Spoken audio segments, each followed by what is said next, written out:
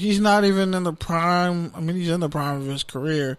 He's been a 3-time Pro Bowler, but he's never really had like more than 11 sacks in the season.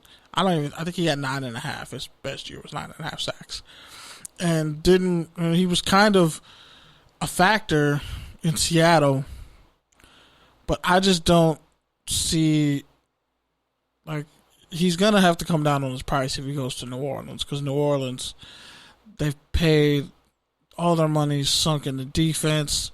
Drew Brees, Michael Thomas, they still have to pay Alvin Kamara. Like, there's a lot of money on the books there. So, realistically, I don't see him getting the shine in New Orleans that he would probably get in Dallas. But you never know.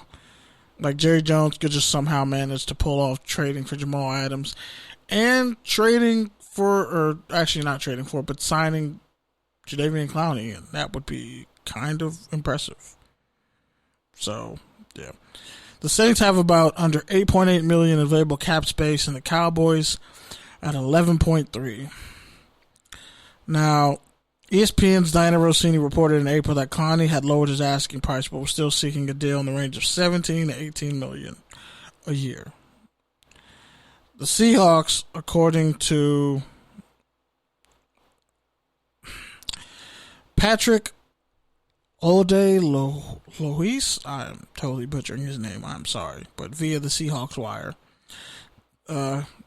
Mike Florio, pretty much of Pro Football Talk, told Seahawks wire, Patrick Lois, told 106.7 The Fan earlier this month that the Seahawks were prepared to pay around $15 million on a 1-year contract, and that the Cleveland Browns may have gone up to $18 million. Now, he missed 3 games with a core muscle surgery from the offseason. And there's video that just came out where his agent dropped it. He's totally covered from a sports hernia surgery. He's working out in Houston 4 days a week. And, yeah, a healthy Jadeveon Clowney is still a really good Jadeveon Clowney.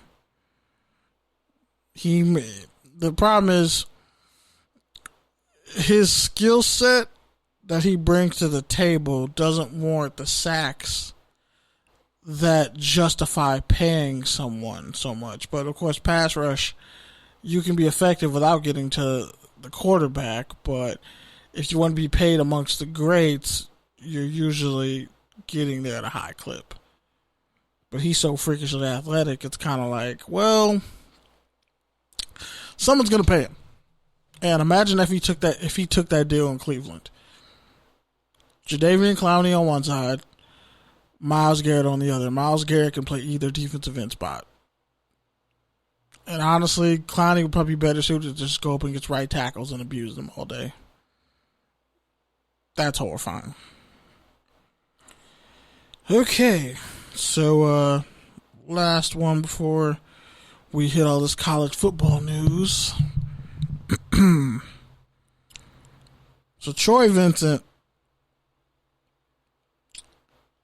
came out, and this story came out June 25th. NFL teams are going to get anti-racism training in July. All 32 teams are going to take part in it. Per The Athletic's Lindsey Jones, NFL Executive Vice VP of Football Operations, Troy Vincent, announced the training on Thursday during a conference call with the executives. The move comes as the NFL has worked to increase its social consciousness and efforts to support the black players and staff members throughout the league. Per NFL Network's Tom Pelissero, the league expands the Rooney Rule to require teams to interview interview was in quotations, at least 2 external minority candidates for head coaching openings and at least 1 minority candidate for any coordinator job.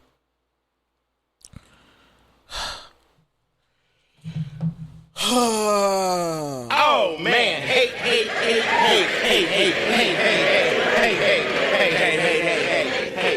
Don't worry, I wasn't yawning. I'm just really tired of diversity placating. That shit is gross. So, Goodell, we already talked about when he released that video. when he said, we, the NFL, believe Black Lives Matter. His, expressing his support for players who exercise the right to speak out and peacefully protest. Blase, blase, blase.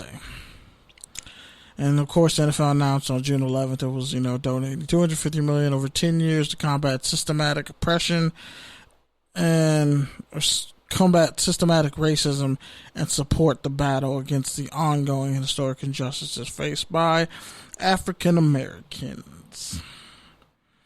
So pretty much they're doing kind of what Starbucks did. Remember that racial sensitivity training day? Everyone's going to have to do it, which will be interesting when most of your coaching staff is white and most of your players are black. It's just going to be real interesting to see how that goes.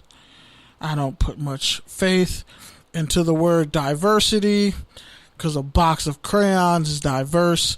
How you treat the crayons in the box determines, equity, which is more important.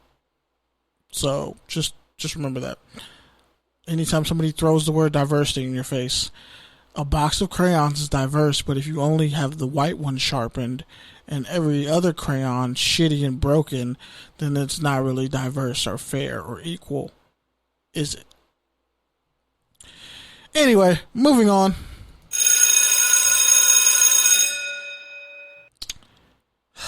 College football.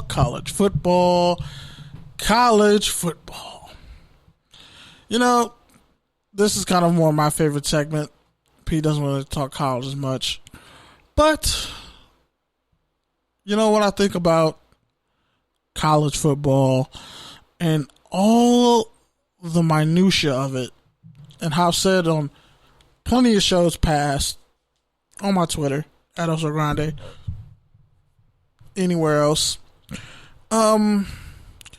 if there's no feeder system for the NFL, how would the NFL market and operate? If you can't have pro football, you can't justify high school football because you're not going to be able to justify college football. Like, the rub is college football. Like, that's the ace in the hole. Because if you can justify college football happening, then the NFL has to happen. And then that means it's okay for high school to happen. But places like Simi Valley, it was just reported, they've shut down all football workouts, all athletic workouts. Even in the really rich areas where they all got head starts on, working out. Other teams in other areas, whether it's the South Bay or, anywhere else, you kind of just have to figure things out the way coaches are figuring things out. And good luck to those coaches who are trying to figure things out. But first things first, and I said all that to say this, Morehouse and a bunch of other black colleges canceled their football season. Morehouse in particular. Shout out to all the athletes who I've been seeing on Twitter who are admitting they're transferring to, HBCUs. That's cool. So this one I got off the New York Times that I saw. Should we play? 2 college football teams have very different answers. And the person who wrote this story, Billy Witz. W-I-T-Z. Billy Witz. This was posted July 4th. Not July 4th. July 1st, I'm sorry. Really great story. Not going to read the whole thing, but Morehouse was the first scholarship football program to cancel its season, and they cited coronavirus' disproportionate impact on black people. Clemson has insisted on continuing despite 37 positive coronavirus tests. They've had 17, I think, in the past week. 37 positive tests. And we don't know who's got it because, there's HIPAA acts and FERPA acts. Like, you can't release people's information like that. Now, David A. Thomas, the president of Morehouse, he canceled the football season on a Friday. By the way, the story was updated July 2nd, but it was published July 1st. You can check it out, Billy Witz, New York Times. It's there. Now,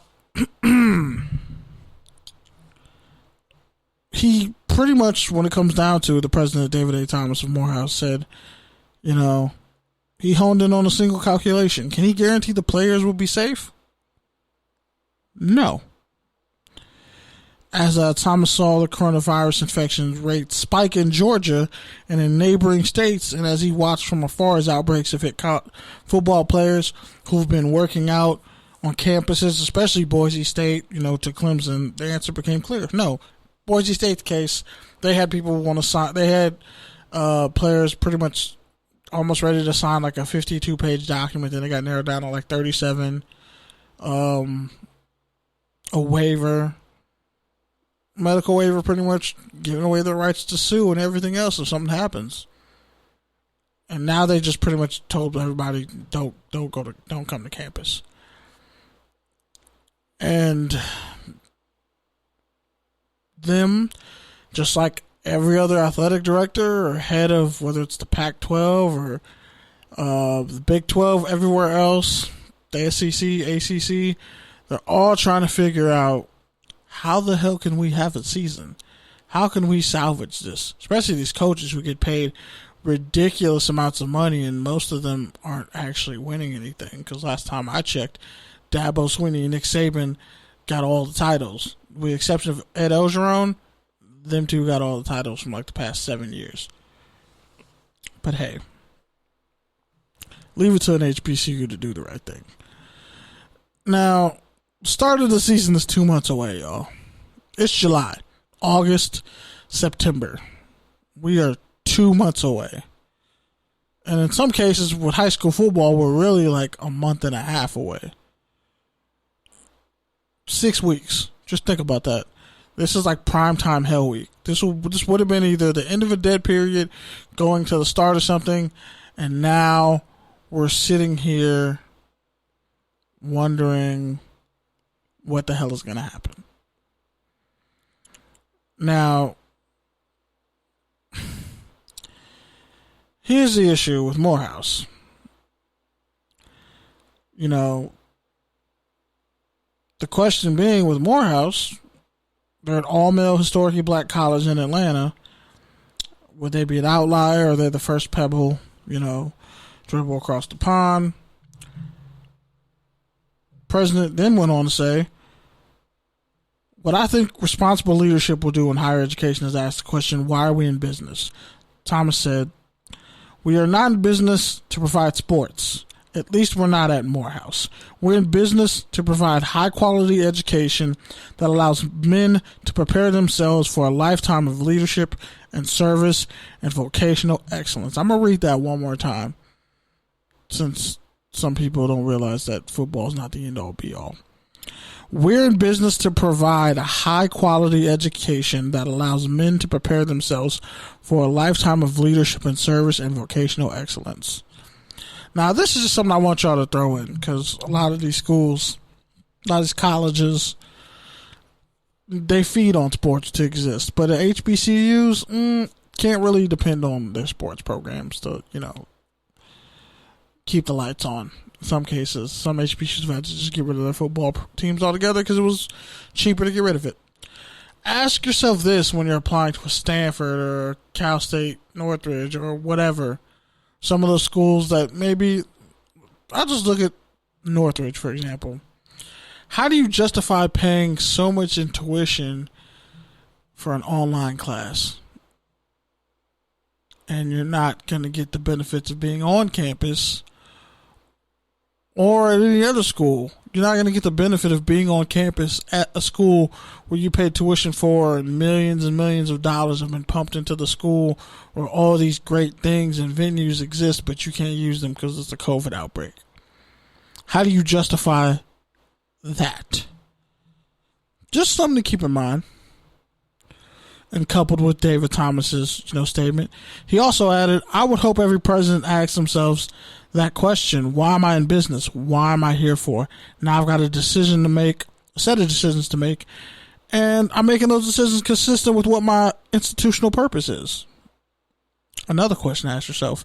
Now, at Morehouse, 13 employees were recently laid off. Nearly 200 more had their salaries reduced, and 2-month furloughs were instituted in anticipation of enrollment driving below the current 2,100, which doesn't necessarily apply at somewhere like Clemson.